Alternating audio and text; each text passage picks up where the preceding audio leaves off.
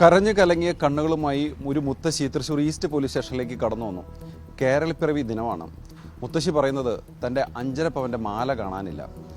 ജില്ലാ ആശുപത്രിയിൽ ഡോക്ടറെ കാണിക്കാൻ വന്നതായിരുന്നു. മണ്ണുത്തിയിൽ നിന്ന് തൃശ്ശൂരിലേക്കുള്ള സ്വകാര്യ ബസ്സിലായിരുന്നു യാത്ര ചെയ്തത്. ബസ് ഇറങ്ങി ആശുപത്രിയിൽ വന്ന് OP ടിക്കറ്റ് എടുക്കാൻ വേണ്ടി ക്യൂ നിൽക്കുമ്പോഴായിരുന്നു മാല പോയത് ശ്രദ്ധയിൽപ്പെടുന്നത്. 5.5 പവൻ്റെ മാലയാണ്. ജീവിതത്തിൽ ഇന്നേ വരെ സ്വരുക്കൂട്ടി ഉണ്ടാക്കിയ ആകെയുള്ള സമ്പാദ്യമാണ്. ഇത് നഷ്ടപ്പെട്ടിരിക്കുക. എങ്ങനെയെങ്കിലും സാറുമാർ ഇത് കണ്ടുപിടിച്ച് തരണം. ഈ മുത്തശ്ശിയുടെ കരഞ്ഞ് കലങ്ങിയ കണ്ണ് കണ്ടപ്പോൾ പോലീസ് ഉദ്യോഗസ്ഥരുടെ മനസ്സലിഞ്ഞു. എത്രയും വേഗം ഈ ഒരു മോഷ്ടാവിനെ കണ്ടുപിടിക്കണം. ഉടനെ ഈ വിവരം Thrissur city police commissioner Nakul Rajendra ദേശ്മുഖിനെ അറിയിക്കുകയും അദ്ദേഹത്തിൻ്റെ കൂടി നിർദ്ദേശപ്രകാരം തൃശ്ശൂർ ACP KG സുരേഷും ഈസ്റ്റ് സ്റ്റേഷനിലെ ഇൻസ്പെക്ടർ ജിജോയും അടങ്ങുന്ന ഒരു സംഘം ഇത് വ്യാപകമായി അന്വേഷിക്കാൻ വേണ്ടി, സമഗ്രമായി എത്രയും വേഗം അന്വേഷിച്ച് കണ്ടുപിടിക്കാൻ വേണ്ടി മെനക്കെട്ടിറങ്ങുകയാണ്. ഇവർ സ്ക്വാഡ് അംഗങ്ങളെ വിളിച്ചു വരുത്തി ഒരു പ്രാഥമികമായ ഒരു മീറ്റിംഗ് നടത്തി ഒരു ആക്ഷൻ പ്ലാൻ ഉണ്ടാക്കി. എങ്ങനെയായിരുന്നു ആക്ഷൻ പ്ലാൻ? അതായത് ഈ ബസ്സിൽ വന്നിറങ്ങിയതാണ്. ബസ് ജീവനക്കാരോട് ആദ്യം പോയി ചോദിക്കണം, ബസ്സിൽ ആരെങ്കിലും ഏതെങ്കിലും അപരിചിതരായ അസ്വാഭാവികതയുള്ള സ്ത്രീകളെ കണ്ടിരുന്നോ? അങ്ങനെ ബസ് ജീവനക്കാരെ സ്റ്റാൻഡിൽ പോയി കണ്ടു, സംസാരിച്ചു. ബസ് ജീവനക്കാർ പറഞ്ഞു അതിൽ 2 തമിഴ്നാട്ടുകാരായ 2 സ്ത്രീകൾ കയറിയിരുന്നു. അവർ ഒരു അസ്വാഭാവികമായ പെരുമാറ്റം, അവരുടെ പെരുമാറ്റം ഒരു പരക്കമ്പാച്ചിൽ കണ്ടപ്പോൾ സംശയം തോന്നിയിരുന്നു എന്ന് പറഞ്ഞു. അങ്ങനെ പിന്നീട് ആ സ്ക്വാഡ് അംഗങ്ങൾ ഇവിടെ വന്ന് CCTV ക്യാമറ, പ്രത്യേകിച്ച് ജില്ലാ ആശുപത്രി പരിസരത്തെ CCTV ക്യാമറ പരിശോധിച്ചു. അപ്പോൾ സമീപത്തുള്ള ഒരു ഓട്ടോറിക്ഷയിൽ കയറി ഇവർ പോകുന്നത് കണ്ടു. അങ്ങനെ ആ ഓട്ടോറിക്ഷ സ്റ്റാൻഡിലെത്തി ഓട്ടോറിക്ഷ ഡ്രൈവർമാരുടെ ദൃശ്യങ്ങൾ കാണിച്ച സമയത്ത് ഓട്ടോറിക്ഷക്കാരൻ പറഞ്ഞു വിട്ടത് മണ്ണുത്തി ദേശീയപാതയ്ക്ക് താഴെയാണ്, അവിടെ ഒരു ഓവർ ബ്രിഡ്ജ് ഉണ്ട്, അതിൻ്റെ താഴെ കൊണ്ടുവിട്ടു. അങ്ങനെ മണ്ണുത്തി ദേശീയപാതയ്ക്കരികെ പോയി അവിടെയും ഈ ഓട്ടോറിക്ഷ സ്റ്റാൻഡിൽ പോയി ഇവരുടെ വിഷ്വൽ കാണിച്ച സമയത്ത് അവർ പറഞ്ഞു ഞങ്ങൾ ഈ സ്ത്രീകളെ കുട്ടനല്ലൂർ കൊണ്ടുപോയി വിട്ടിരുന്നു. അങ്ങനെ കുട്ടനല്ലൂർ പോയി അവിടെയും ഓട്ടോറിക്ഷക്കാരോട് ചോദിച്ച സമയത്ത് അവരും പറഞ്ഞു ആമ്പല്ലൂരിൽ കൊണ്ട് വിട്ടിട്ടുണ്ടെന്നുള്ളത്. അപ്പോൾ ഇത് ഈ ഓട്ടോറിക്ഷ സ്റ്റാൻഡുകളിൽ ഒട്ടേറെ ഡ്രൈവർമാരെ കാണുകയും കാര്യങ്ങൾ ചോദിച്ചപ്പോഴാണ് ഇവർ ആമ്പല്ലൂരിലേക്കാണ് അവസാനം പോയതെന്ന് മനസ്സിലായി. അങ്ങനെ ആമ്പല്ലൂരിൽ ചെന്ന് പരിശോധിച്ചപ്പോൾ അവിടെ ഓട്ടോറിക്ഷക്കാരോട് ചോദിച്ചപ്പോൾ ആരും ഈ സ്ത്രീകൾ അങ്ങനെ എവിടെയും കൊണ്ടുവിട്ടിട്ടില്ല. പിന്നീട് അവിടുത്തെ CCTV ക്യാമറകളെല്ലാം പരിശോധിച്ച സമയത്ത് ഈ 2 സ്ത്രീകളെ കൊണ്ടുപോകാൻ വേണ്ടി ഒരു തമിഴ്നാട് രജിസ്ട്രേഷനിലുള്ള ഒരു കാർ വരുന്നതും ഇവർ ആ കാറിൽ കയറി പോകുന്നതും കണ്ടു. അങ്ങനെ തമിഴ്നാട് രജിസ്ട്രേഷനിലുള്ള കാർ ഉടമ ആരാണ്?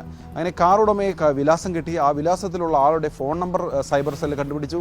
അങ്ങനെ സൈബർ സെല്ല് കണ്ടുപിടിച്ച സമയത്ത് ഈ ചോറ്റാനിക്കരയിലാണ് ഇവരുടെ ആ സമയത്ത് ലൊക്കേഷൻ കാണിക്കുന്നത്. അപ്പോൾ നിമിഷ നേരം കൊണ്ട് തന്നെ ഇവിടുന്ന് പോലീസ് സംഘം ചോറ്റാനിക്കരയിൽ പോയി സകല ലോഡ്ജും ഹോട്ടലുകളും പരിശോധിച്ചു. ഒരു ലോഡ്ജിൻ്റെ താഴെ കിടക്കുന്നു ആ കാർ, പോലീസ് അന്വേഷിക്കുന്ന കാർ, തമിഴ്നാട് രജിസ്ട്രേഷനിലുള്ള കാർ. അങ്ങനെ കാറിൽ ഉണ്ടായിരുന്നവർ എവിടെയാണ് റൂം എടുത്തത്? അപ്പോൾ 2 പേരാണ് കാറിലുണ്ടായിരുന്നവർ. ഒന്ന് 2 ദമ്പതികളാണ്. അവർ 2 പേരും 2 മുറിയാണ് എടുത്തത്. അങ്ങനെ 2 സ്ഥലത്തും താമസിക്കുകയാണ്. അപ്പോൾ അങ്ങനെ ഈ വിവരങ്ങളെല്ലാം പോലീസിന് മനസ്സിലായതുകൊണ്ട് തന്നെ വിശദമായി ഇവരെ ചോദ്യം ചെയ്യണം. അപ്പോൾ കാറിൽ വന്നത് ഈ കള്ളന്മാർ തന്നെയാണെന്നുള്ളത് മനസ്സിലായി. അങ്ങനെ ഈ സ്ക്വാഡ് അംഗങ്ങളെല്ലാം തന്നെ ഈ ലോഡ്ജിൻ്റെ മുറിയിലേക്ക് 2 മുറിയിലേക്ക് പോയി. സ്ക്വാഡ് അംഗങ്ങളായിട്ടുള്ള സൂരജ് KRും അജ്മലും P ഹരീഷ് കുമാറും VB ദീപക്കും വനിതാ പോലീസ് ഉദ്യോഗസ്ഥയായ ലിഷയും അടങ്ങുന്ന സംഘം ഇവർ നേരെ ഈ 2 മുറികളിലേക്കായി വാതിൽ തട്ടി ഇടിച്ചു കയറുകയായിരുന്നു. ഇടിച്ചു കയറിയ സമയത്ത് ഈ മുറിയിലൊക്കെ പരിശോധിച്ച് ഒന്നും കിട്ടിയില്ല. പിന്നീട് 2 പോലീസ് ഉദ്യോഗസ്ഥർ താഴെ വന്ന് കാറ് പരിശോധിച്ച സമയത്ത് പോലീസ് അന്വേഷിക്കുന്ന തൊണ്ടി മുതൽ 5.5 പവൻ്റെ മാല അത് കാറിൻ്റെ ഡാഷ്ബോർഡിൽ നിന്ന് കിട്ടി. ഒപ്പം ഒരു പാസ്ബുക്കും ഉണ്ടായിരുന്നു. ആ പാസ്ബുക്ക് പരിശോധിച്ചപ്പോഴാണ് പോലീസ് ഉദ്യോഗസ്ഥർ ഞെട്ടിയത്.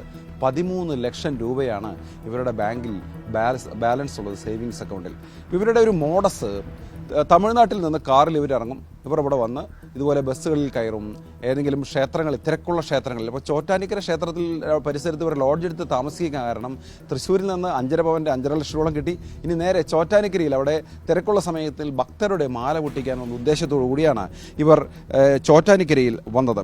അങ്ങനെ ഈ ചോറ്റാനിക്കരയിൽ വന്ന ഈ 4 പേരെയും പിടികൂടി. തമിഴ്നാട് സ്വദേശികളായ ലക്ഷ്മി 37 വയസ്സ്, 48 വയസ്സുകാരി രാധ, കാളിയപ്പൻ മുനിസ്വാമി, ഇവരുടെ ഭർത്താക്കന്മാരെയും പിടികൂടി. ഇവരെ വിശദമായി ചോദ്യം ചെയ്തപ്പോൾ ഇവർ കേരളത്തിലെ ഒട്ടേറെ സ്ഥലങ്ങളിൽ ഇതുപോലെ മാല പൊട്ടിക്കുന്ന സംഘമാണ്. അപ്പോൾ ഇതിൽ ഏറ്റവും നിർണായകമായ പോലീസിൻ്റെ ഇടപെടൽ എന്ന് പറയുന്നത് ഇവർ പോലീസിനെ തെറ്റിദ്ധരിപ്പിക്കാൻ വേണ്ടി തൃശ്ശൂർ ജില്ലാ ആശുപത്രിയിൽ നിന്ന് ഓട്ടോറിക്ഷയിൽ കയറി മണ്ണുത്തിയിലിറങ്ങി, മണ്ണുത്തിൽ നിന്ന് ഓട്ടോറിക്ഷയിൽ കയറി കുട്ടനല്ലൂരിൽ ഇറങ്ങി, കുട്ടനല്ലൂരിൽ നിന്ന് ഓട്ടോറിക്ഷയിൽ കയറി ആമ്പല്ലൂരിലിറങ്ങി. അതിനുശേഷമാണ് ഇവർ കാറിൽ കയറുന്നത്. അങ്ങനെ പോലീസിനെ പറ്റിക്കാൻ ഇവർ ഓട്ടോറിക്ഷകൾ മാറിക്കയറി പോയി. പക്ഷേ പോലീസ് പിടിവേണു. കേരള പോലീസിലെ തന്നെ അതിസമർത്ഥരായ ഉദ്യോഗസ്ഥർ ആണ് തൃശ്ശൂർ സിറ്റി സിറ്റി പോലീസിലുള്ളത്. DIG Harishankar, city police commissioner Nakul Rajendra Deshmukh തുടങ്ങി ACP KG സുരേഷ്, ഇൻസ്പെക്ടർ ജിജു, അങ്ങനെ വലിയൊരു നിര തന്നെ തൃശ്ശൂർ സിറ്റി പോലീസിൽ ഇത്തരം കേസുകൾ തെളിയിക്കുന്നതിൽ മിടുക്കുള്ളവരാണ്. ഒപ്പം സൈബർ സെല്ലിൻ്റെ സമയോചിതമായ ഇടപെടലും കൂടിയായപ്പോൾ ഈ ഒരു മാല കണ്ടെത്താൻ കഴിഞ്ഞു എന്നുള്ളതാണ്. മാലയുടെ തരി പോലും സ്വർണം പോയില്ല എന്നുള്ളതാണ്. ഈ മാല ഉടനെ മുത്തശ്ശിക്ക് കിട്ടും. മുത്തശ്ശിയുടെ കണ്ണീര് തുടയ്ക്കാൻ കേരള പോലീസിന് കഴിഞ്ഞു എന്നുള്ളതാണ്. തൃശ്ശൂരിൽ നിന്ന് നിഖിൽ ഡേവിസ്, മനോരമ ന്യൂസ്.